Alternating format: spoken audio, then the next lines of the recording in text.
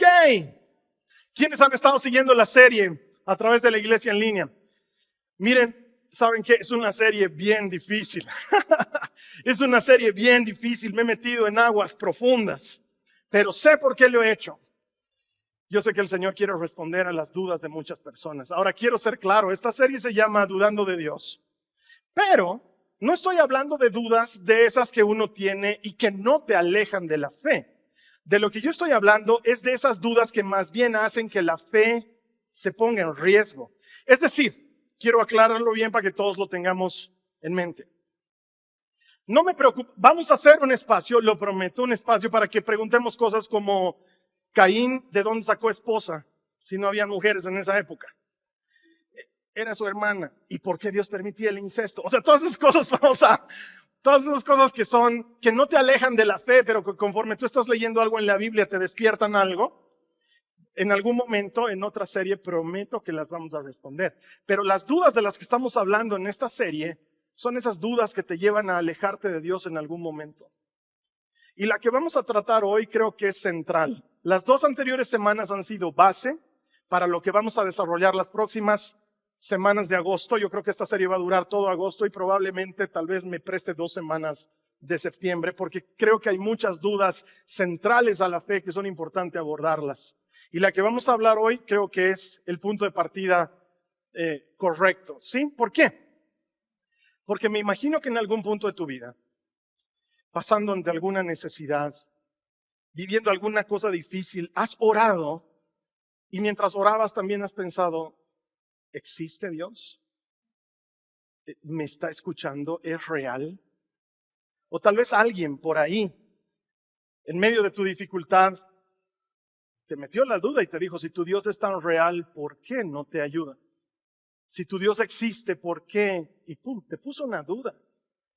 Y algo dentro tuyo, generalmente es el amor por el Señor, trata de no ir por ese lado y trata de no lidiar con eso. Pero es una cosa que está ahí y es el argumento favorito de los ateos. Los ateos dicen Dios no existe. Es más, mofándose, burlándose de los cristianos, los ateos suelen decir que los cristianos tenemos un amigo imaginario.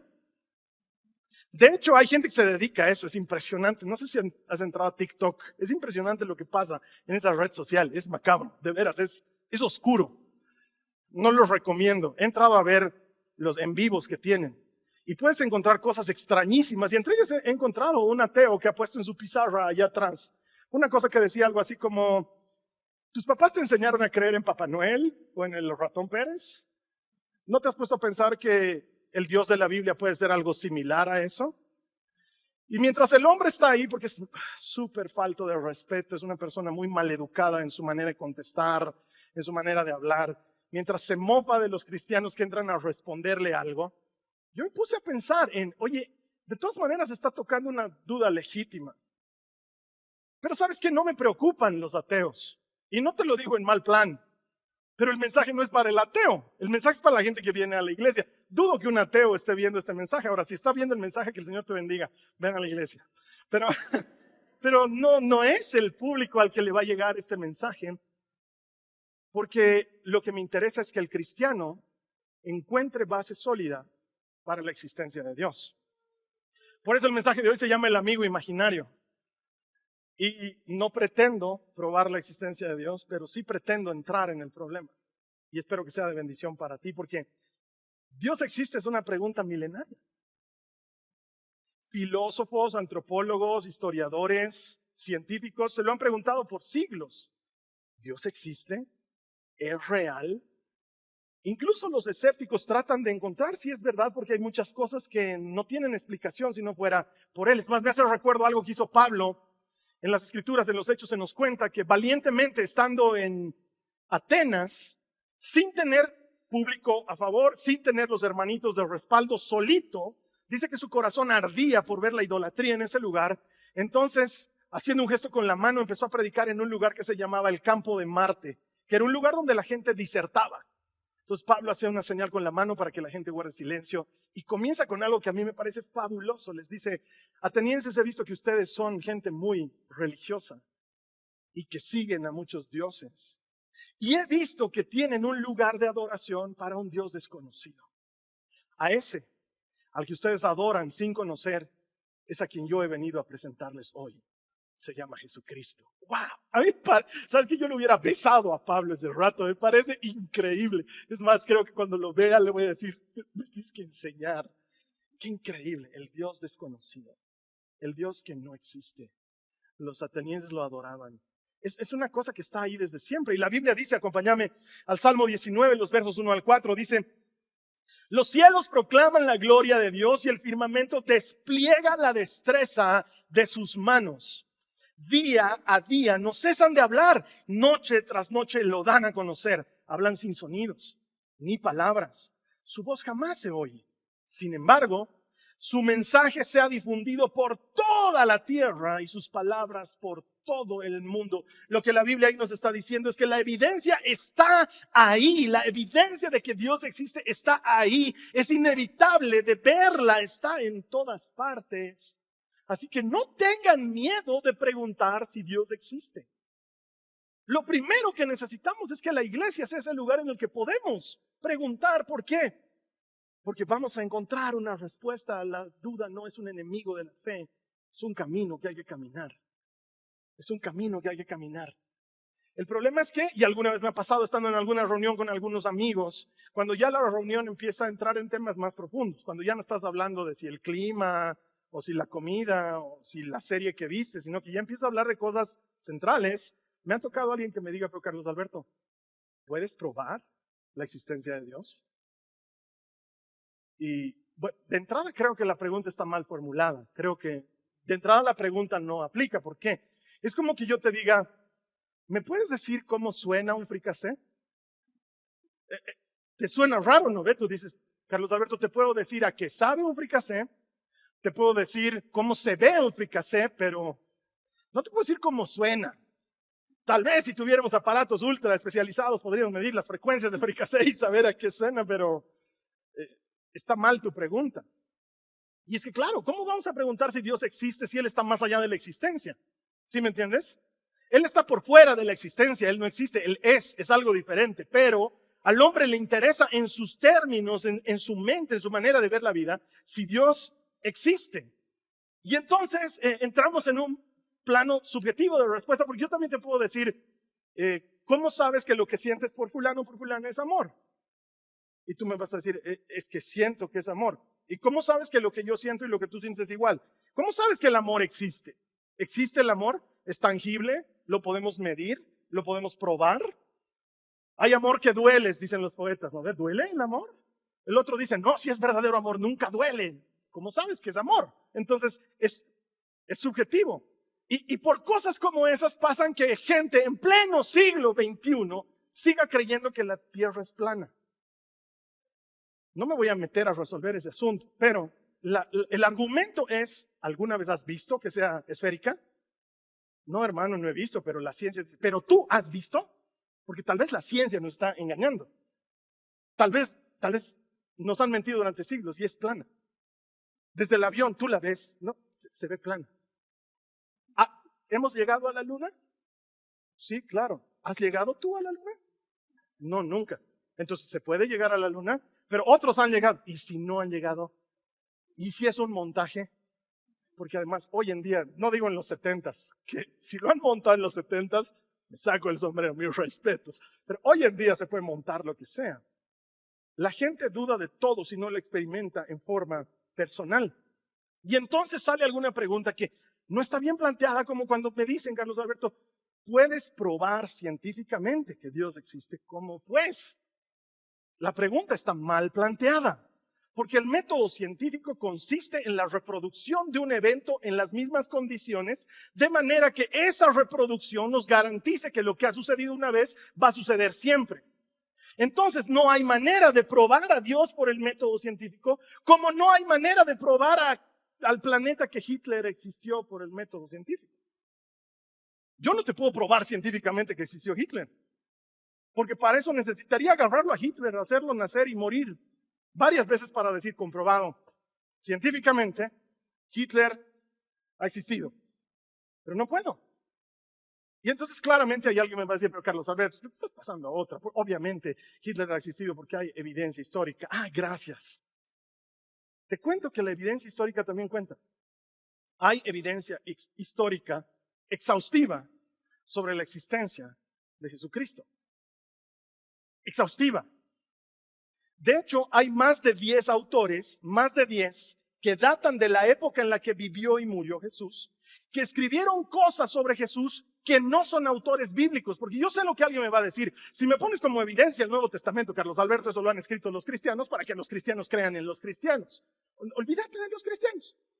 Leeremos cosas no bíblicas, leeremos autores que no tienen que ver con eso. Es más, de estos 10 autores que te hablo, los 10 odiaban a Cristo. O sea, no es gente que escribió a favor de él. Escribieron en contra de él. Uno de ellos, el más famoso, se llama Flavio Josefo.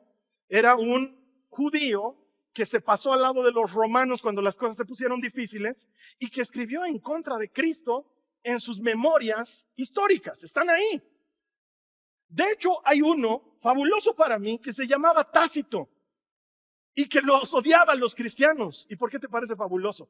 Porque escribe algo así como: y ese tal Jesús, el líder de los cristianos, a quien le atribuyen una serie de milagros como multiplicaciones de pan, que no son solo otra cosa que brujerías. Cuando yo leo eso digo, wow, qué maravilla. ¿Por qué? Porque aunque está hablando mal de Jesús, está atribuyendo algo real. Han habido milagros, han multiplicado panes. El tipo no le da crédito a la fe y dice son brujerías. ¿Qué me importa? El hecho está ahí registrado por un no cristiano. Es evidente que ha existido. Y quizás me digas, pero Carlos, están hablando de Jesús. Jesús es Dios. Jesús es Dios. De hecho, la evidencia histórica es tan importante en la humanidad que lo que se ha hecho es categorizarla y catalogarla de tal manera que tenga valor de verdad para los seres humanos. Te cuento que el segundo escrito de mayor veracidad en toda la historia de la humanidad es la Ilíada. ¿Quién ha odiado ese libro cuando lo han hecho leer en colegio? ¿Alguna vez lo has tenido que leer? Bueno, te cuento que obviamente no se conservan manuscritos originales de la Ilíada por una razón obvia. ¿Alguno de ustedes guarda sus cuadernos de cuando iba a colegio? Los que guardan, ¿cómo están? ¿Están hechos tiras o no? Se desgastan, se envejecen, se decoloran. Le prestas un libro a alguien, su perro te lo muerde, te lo destroza. Ya sabes aquí de quién estoy hablando. Tus juguetes de cuando eras chiquita o chiquito, ¿están en buenas condiciones o se han malgastado?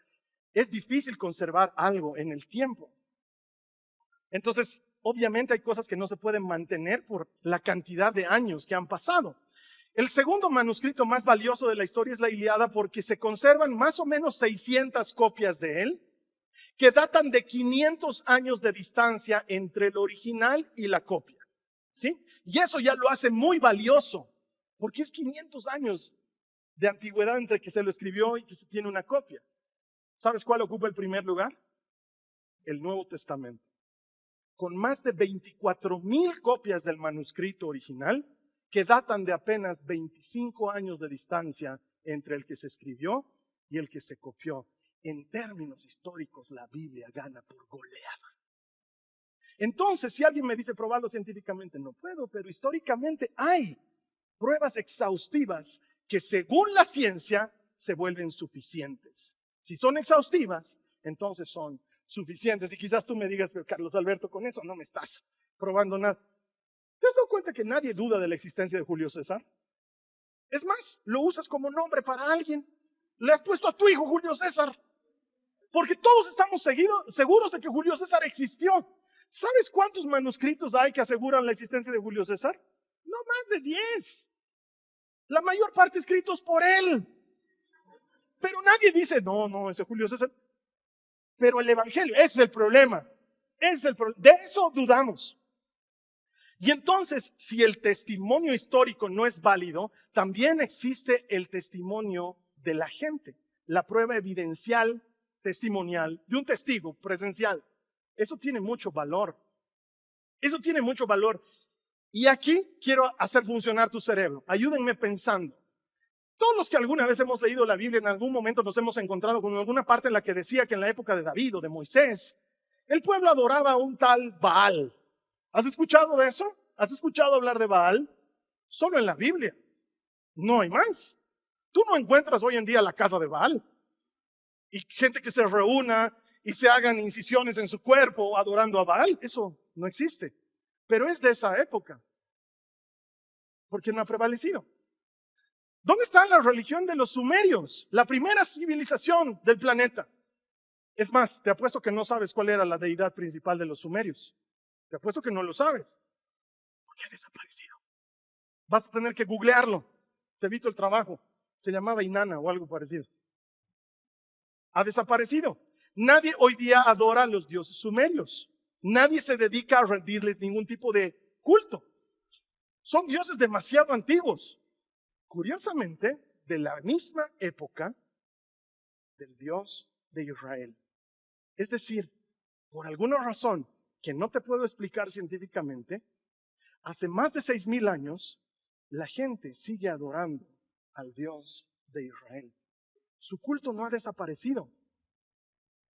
Es decir, ¿cómo hemos logrado que miles de millones de habitantes en este planeta se hayan puesto de acuerdo para adorar a un mismo Dios en un periodo de 6,000 años cuando no podemos ponernos de acuerdo ni siquiera en 15 años? Es decir, si a ti te gustaban los iracundos, date cuenta que eso no tiene más de 40 años y ya a nadie le gustan los iracundos. Ya pasaron. Pero 6,000 años después, todavía hay gente que adora al Dios de Israel.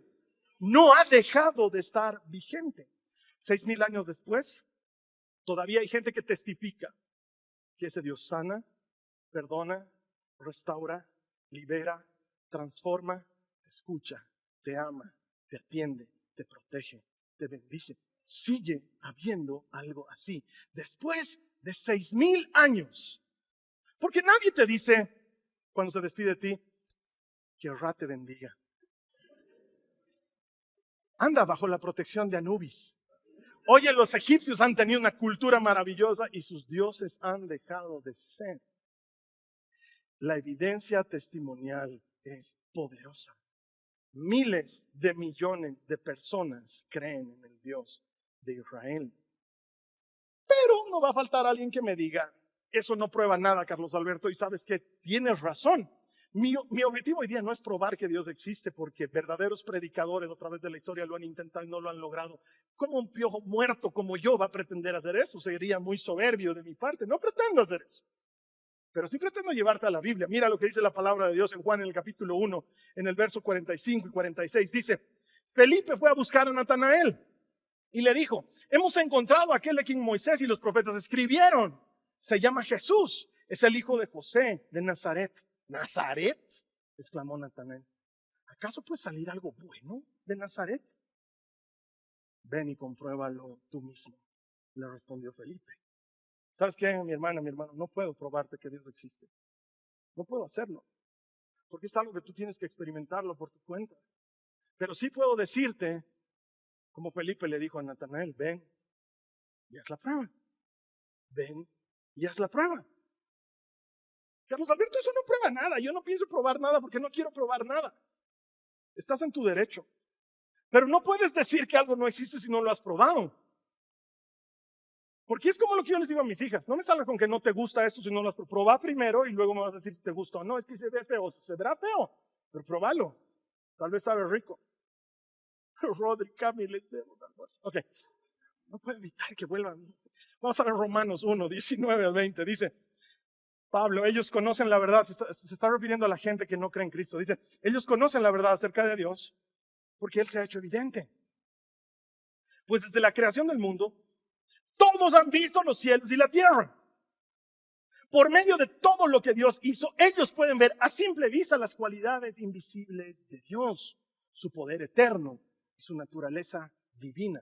Así que no tienen ninguna excusa para no conocer a Dios. Dios está ahí para el que lo quiere conocer, dice Pablo. Y entonces yo me pongo a pensar que sí, tienes razón, es evidente, hay demasiada evidencia. Ponte a pensar solo en esto, por favor, solo en esto.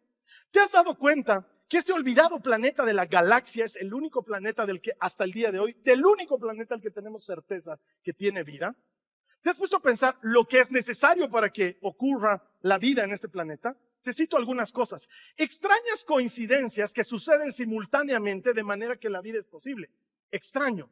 Son muchas coincidencias. Por ejemplo, la distancia entre el Sol y la Tierra es la perfecta, la exacta para que pueda haber vida en este planeta.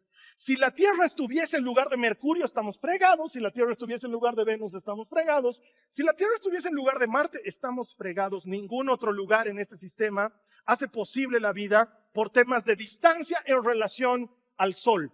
Esto tiene que ver con gravitación y tiene que ver con temperatura y tiene que ver con posiciones.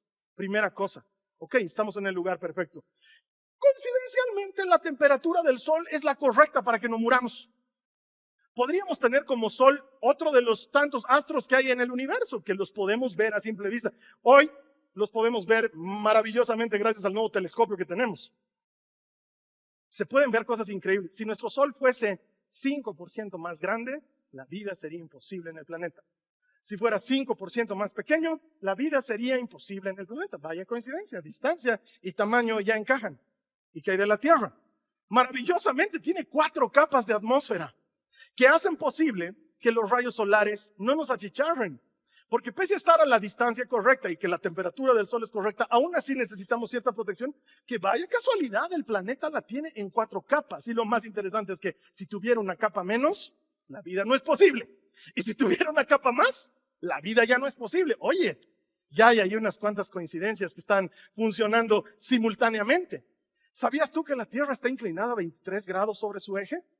¿Has jugado trompo alguna vez? Perdón, centennials. ¿Sí? Has debido lanzar un trompo y has debido ver que empieza a dar vueltas y se mantiene girando sobre su eje hasta que se inclina un poco y entonces deja de girar.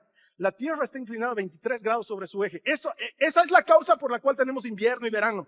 No porque nos alejamos o nos acercamos al Sol, porque la vuelta alrededor del Sol es prácticamente circular. Pero porque estamos inclinados 23 grados es que cuando es verano en el norte es invierno en el sur y viceversa.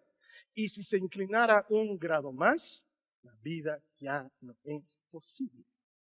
Vaya coincidencia. Son demasiadas cosas que empiezan a funcionar al mismo tiempo. ¿Sabías que la Tierra tiene un campo magnético? Ese campo magnético no solamente favorece a la gravedad de la propia Tierra, pero además nos ayuda a que el viento solar, que es muy dañino con el resto de los planetas, con nosotros sea benevolente. Y gracias a ese viento solar y el campo magnético, esta señal está llegando a ti a través de Facebook. Y la vida es posible. Oye, pero ya qué raro, ¿no? Que todo esté tan bien hecho. La composición del aire, 21% de oxígeno. Es la composición perfecta para que tú y yo podamos respirar en este planeta. Y ha sido así desde, según los evolucionistas, el inicio de la evolución, es decir, las protocélulas que según ellos estaban en el lago madre de donde todo ha venido, seguían utilizando la composición atmosférica con 21% de oxígeno. Y si hubiera 22%, nos morimos. ¿En serio? Sí. Y si hubiera 20%, nos morimos también. Solo hay 21 y es lo perfecto para que nosotros vivamos. Otra coincidencia más. ¿Y qué decir de la presencia de agua? Los científicos viven buscando agua en el universo. Y cuando lo encuentran, porque la han encontrado, no es que no hay, o no es suficiente, o está congelada, o está contaminada. Pero en este planeta tú te puedes bañar en la playa. Y la vida es perfectamente posible. De hecho, investigando, he logrado encontrar más de 200 eventos que ocurren simultáneamente para que la vida sea posible en este planeta. Y si uno de esos 200 fallara, la vida deja de existir, pero casualmente no sucede. Como si alguien por detrás quisiera que funcione. Pero no. La gente dice hemos venido de la nada, ha sido una explosión, las explosiones. ¿Has reventado algo alguna vez? Yo soy piromaníaco desde que era chiquito, he hecho reventar muchas cosas. Nunca en mi vida después de reventar algo ha tendido al orden, siempre tiende al caos. De hecho, el universo está en caos, pero por alguna razón que los mismos detractores de la fe no pueden explicar, ese caos nos ha llevado a nosotros a un equilibrio. Es extraño. No, eso no prueba nada, Carlos Alberto, mírate a ti. Se ha logrado encontrar que más de 1000 eventos ocurren simultáneamente dentro de una persona para que la persona esté viva en este momento. Es decir, para que tú estés vivo en este momento, tú que estás conectado, tú que estás sentado aquí. Están ocurriendo más de 1000 cosas simultáneamente en tu cuerpo para que sigas con vida. Y estaban sucediendo igual desde que eras una sola célula. O sea, no es que se ha vuelto más complejo, sino que lo único que se ha vuelto complejo es que has comenzado como una célula y has pasado a ser 100 billones de células. Pero todo sigue funcionando igual. ¿Sabes qué? Nadie tiene que decir conscientemente que mi sangre no se coagule, que mi sangre no se coagule, que mi sangre no se... No se coagula, solita. Pero si te haces un corte, en cuanto sale se coagula. Lo increíble es que dentro de nosotros está sucediendo exactamente lo mismo que fuera de nosotros. Las condiciones que hace coagular la sangre afuera son las condiciones que las haría coagular dentro. Si se coagula dentro, cerca de tu cerebro, te da un episodio cerebrovascular. Esa es una enfermedad. Lo increíble es que cuando enfermamos, este cuerpo está diseñado para sanarse solito. En cuanto te empiezas a enfermar, las células tienen una información que tú no les mandas. Tú no le hablas a tu cuerpo y le dices, cuerpo, sánate ahora, sánate. Aunque algunos hermanos lo hacen, no necesitan hacerlo. El cuerpo recibe la información de cómo están funcionando las cosas y al detectar que algo funciona mal, envía lo necesario para que empiece a funcionar bien. Es más, el sistema inmune del cuerpo humano es tan extraordinariamente complejo que solamente el verlo funcionando ha causado que los científicos digan, ¿cómo es posible? ¿Cómo es posible que nuestro sistema reconozca entre una bacteria buena y una bacteria mala? Que ataque a la bacteria mala y reproduzca a la bacteria buena y le garantice su permanencia en el organismo, porque dentro tuyo tienes bacterias buenas, te cuento. Si no, tu digestión sería imposible, por ejemplo. Demasiadas casualidades. Hay más de 100,000 millones de conexiones eléctricas en este momento en tu cerebro. Eso es más que todas las conexiones eléctricas existentes en este planeta ahorita. Por favor, no me digan que vengo del mono porque es ridículo. Porque además te cuento que el mono funciona maravillosamente bien, pero de otra manera. Y la vaca tiene 4 estómagos. Y tal vez te has comido un bicho con la carne de ayer. Es verdad. Todo eso casual, en un planeta que casualmente tiene las condiciones para la vida, en un sistema que casualmente tiene las condiciones para que todo funcione. Porque cuando tú ves en las películas, se ven las películas, ¿no ve? Que de pronto la estrella de la muerte elimina un planeta completo, ¿no ve? Y no pasa nada más. No afecta a nadie. Eso es mentira, científicamente incorrecto. Si tú sacas de su gravitación a un planeta, los friegas a todos los demás que están en gravitación con ese planeta. Si Marte deja de existir, no es que no nos importa, nos arruina a todos. Tenían que haber 8 planetas en este sistema y un protoplaneta para que todo sea posible. Y tenemos una luna casualmente que hace que las mareas funcionen de la manera en que deben funcionar para que el mar pueda tener un ciclo que permita tener un ciclo de respiración al planeta en sus ciclos de aire y de agua. ¡Wow! Todo casual. Y quizás alguien me va a decir, Carlos Alberto, eso no prueba nada. Porque ¿cómo me garantizas que es el Dios de Israel el que está detrás de todo eso? Y ¿sabes qué? No tengo cómo probártelo. Es la verdad. Pero podría argumentar, porque me encanta debatir, el argumento de la vigencia. Después de todo, esto ya podía haber pasado de moda y esta discusión ya no ser importante. Como tantas cosas de las que hemos discutido han dejado de ser importantes en su momento. Pero por alguna razón que no te puedo explicar, hace 6,000 años seguimos hablando del Dios de Israel. Hace 6,000 años sigue habiendo alguien que le enseña a su hijo, que le enseña a su hija, que le enseña a su hijo, que le enseña a su hija, que hay un Dios que lo ve todo y que está pendiente.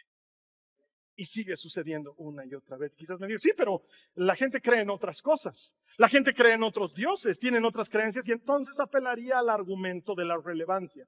Porque hoy en día sí, todos son espirituales. Hasta el más quencha de la vida cuando se despide de ti te dice bendiciones, ¿no? Y tú dices, ¿qué bendición estarás deseando ese? No sé. Y la gente habla y dice, ay, que el Señor nos ampare. Y a veces pienso, ¿a qué Señor se estarán refiriendo? Tal vez al Señor de los Anillos, porque no sé de qué Señor pueden estar hablando. Porque ¿sabes qué? Y este es el argumento de la relevancia. Todo se va a la montaña cuando hablas de Cristo. Está bien que seas espiritual hasta que hablas de Cristo. Cuando hablas de Cristo eres un retrógrada, eres un picapiedra, eres un troglodita, datas de no sé qué fecha, porque Cristo sigue siendo relevante, sigue siendo un asunto medular. ¿Sabes qué? Sale una película que a un grupo de cristianos no les gusta. Oh, los cristianos nos acuchillan, nos apedrean, nos todo. Un musulmán le mete un avión a las Torres Gemelas, no importa. No importa, sigan con su vida, sigan siendo musulmanes, pero los cristianos tienen que desaparecer. Porque Cristo sigue siendo el problema. No hay problema con que seas espiritual. El problema es cuando dices que estás hablando de Cristo. Ahí las cosas se vuelven diferentes. Entonces yo digo, ¿qué tanto te importa el Dios de Israel si no crees? No debería importarte. ¿Por qué nos atacas tanto a los cristianos? Si somos una secta que hace 6,000 años no desaparece. Sí, ese es un problema, ¿no? Pero ustedes no existen hace 6,000 años. Te cuento que que el Dios del que Jesús predica es el Dios de Abraham, de Isaac y de Jacob. Es el gran yo soy. Y por eso Jesús dice, antes de que Abraham fuese, yo soy. Pero eso no prueba nada, Carlos Alberto. Tienes toda la razón.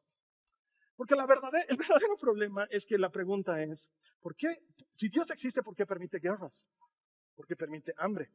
¿Por qué hay tanta desigualdad? ¿Por qué las mujeres sufren tanto en todo el planeta? ¿Por qué cada día se mata a tantas mujeres? ¿Por qué tanto se ve sufrimiento en niños y en desposeídos y en gente que no tiene las mismas condiciones? Y yo te pregunto, ¿qué quieres? ¿Un mundo perfecto? Y tú dices, claro, si Dios existiera, el mundo sería perfecto. Y yo te voy a decir, Dios lo hizo perfecto. Él lo hizo perfecto. Todo estaba bien hecho. De hecho, cuando terminó de hacerlo, vio que era bueno y en gran manera y hasta descansó. Dice la palabra, de tan bien hecho que estaba, fuimos nosotros los que lo echamos a perder. No me hables de un mundo perfecto cuando nosotros lo venimos arruinando todo el tiempo. Él lo hizo perfecto desde el inicio porque Él hace bien todas las cosas. Pero yo sé que la duda detrás de alguien que es ateo y que odia a los cristianos en realidad es porque escuchaba en el cuarto de al lado que su papá le estaba matando a su mamá. Y él pidió a Dios y aparentemente Dios no hizo nada.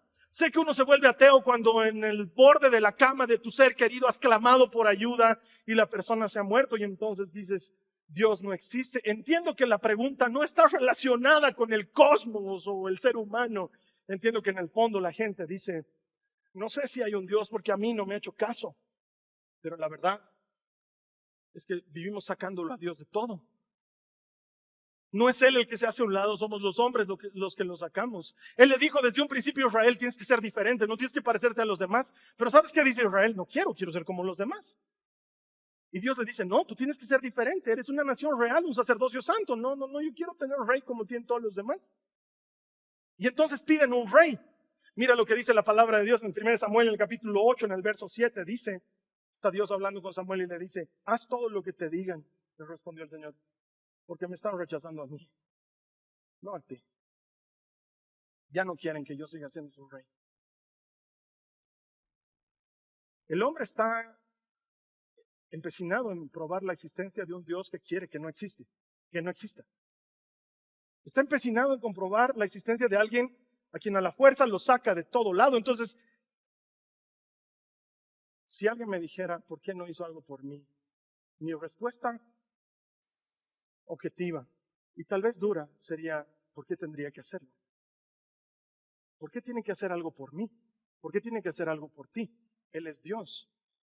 Está muy por encima de nosotros. Es como que a mí me importaran las pulgas de mi perro. No me importa. Apenas me importa mi perro. Lo amo porque mis hijas lo aman. ¿Sí me entiendes? Porque hay muchos perros en el mundo que, perdón, no me importan. No me hace malo, me hace diferente. Tú los amas, yo no. Listo. ¿Por qué tendríamos que importarle? ¿Por qué tendría que hacer algo por nosotros?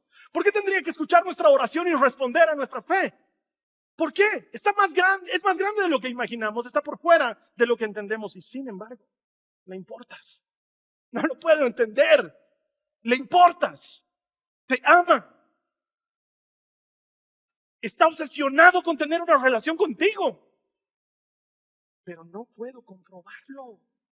No puedo comprobarlo. Solo puedo decirte lo que dice la Biblia. Jeremías 33:3 dice, clama a mí y yo te responderé. Y te revelaré cosas grandes e inaccesibles que tú no conoces. Entonces el tema no es si Dios existe, el tema es si a alguien le interesa buscarlo para saber si existe. El tema es si alguien está interesado en algo más que ese mozo intergaláctico que está tomando notas de todas tus exigencias porque tiene que responder a todas tus exigencias. ¿Habrá alguien que lo busque aun cuando no le dé nada? ¿Habrá alguien que le importe saber si existe aun cuando no le dé nada?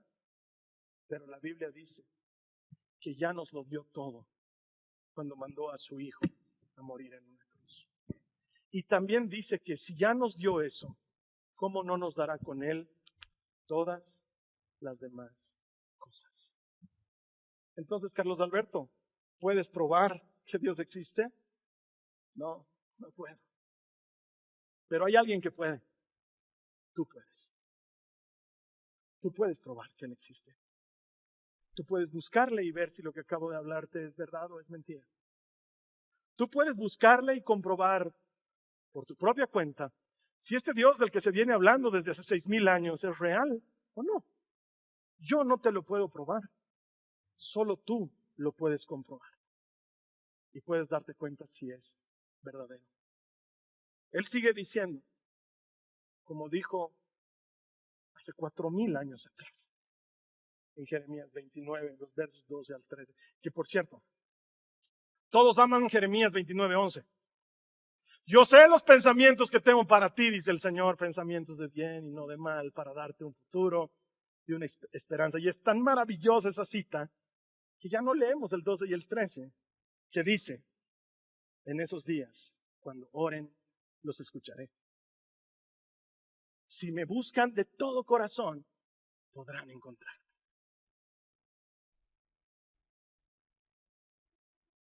Esta serie de dudas es para eso. ¿Algún rato te vas a preguntar, ¿Dios existe? Detrás de esa pregunta, la verdadera pregunta es, ¿le importo? A la primera pregunta no puedo responderte porque no puedo. Pero a la segunda te puedo decir, me importas más de lo que te imaginas. Pero tienes que hacer la prueba. Tienes que hacer la prueba. Tienes que probar y ver si es real. Porque finalmente aquí el predicador viene y te habla y hace un esfuerzo por mostrarte cosas que el predicador ha vivido. Pero no necesariamente tú. Y una gran crítica a la iglesia es que la gente hace muda, ciega, callada lo que el pastor dice. Y yo te invito a que te salgas de una iglesia así. No dejes tu cerebro en la puerta. Pensá. Habla con Dios. No te conformes con que yo te diga que Él sana, busca que Él sane. No te conformes con que yo te diga que le importas, busca a ver si le importas. Porque Él sigue diciendo como antaño, búsquenme y vivirán. Si lo tuviéramos físicamente a Jesús y le dijéramos cuál es el sentido de la vida, Él diría lo mismo que ha dicho en su palabra. Esta es la vida. Conocerte a ti y a quien tú enviaste. El sentido de la vida sigue siendo ese. Y si tú sacas a Dios de la ecuación, te perdiste el sentido de la vida. Y pasarás como los iracundos. Y como gracias a Dios va a pasar Bad Bunny y todas esas cosas. Así que yo quiero invitarte esta mañana a que si en algún momento te has preguntado, ¿existes Dios? ¿Eres real? ¿Te importo? Quiero invitarte a que oremos para que el Señor te dé el coraje para buscar la respuesta por ti mismo. ¿Sí? Vamos a cerrar nuestros ojos. Los que están ahí conectados, vamos a cerrar nuestros ojos. Vamos a orar. Es lo que hacemos los cristianos, oramos. Hablamos con nuestro amigo imaginario, que es más real que cualquier otra cosa que pueda existir. Pero que no lo puedo probar, lo tienes que probar tú por tu cuenta.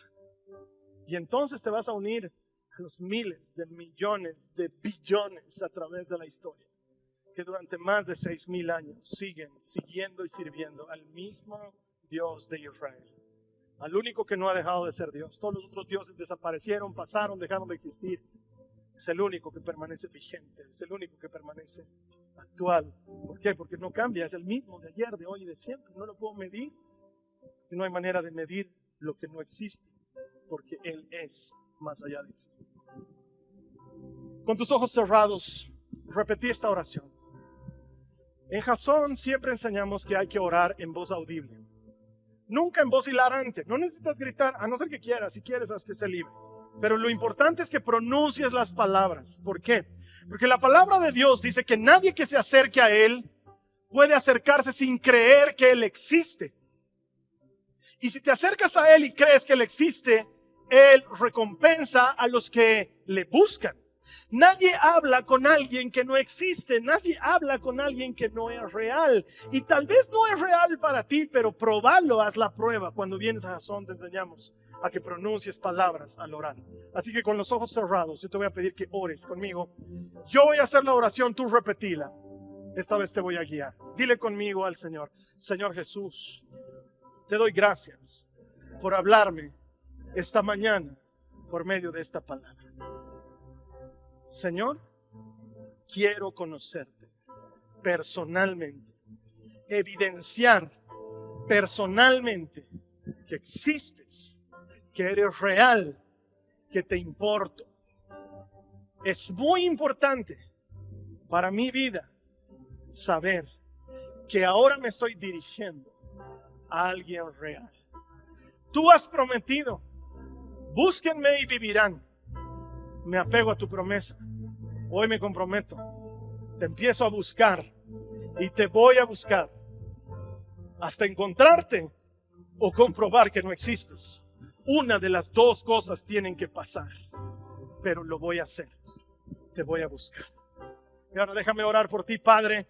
Yo te entrego en el nombre de Jesús a aquellas personas que con corazón honesto, sincero, se han acercado esta mañana, esta tarde, esta noche, no sé cuándo estén viendo este video. Delante de ti, Dios, responde a esa inquietud sincera de encontrarte de verdad.